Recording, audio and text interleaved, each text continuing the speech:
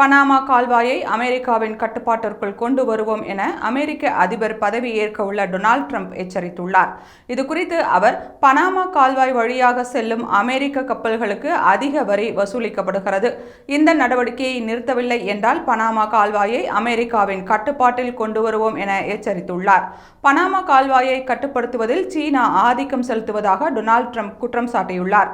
America Panama இடையே ஒத்துழைப்புக்கான அடையாளமாகவே Panama கால்வாய் உருவாக்கப்பட்டதாகவும் இது மற்றவர்களின் பயன்பாட்டுக்காக உருவாக்கப்படவில்லை என்றும் திட்டவட்டமாக கூறியுள்ளார்.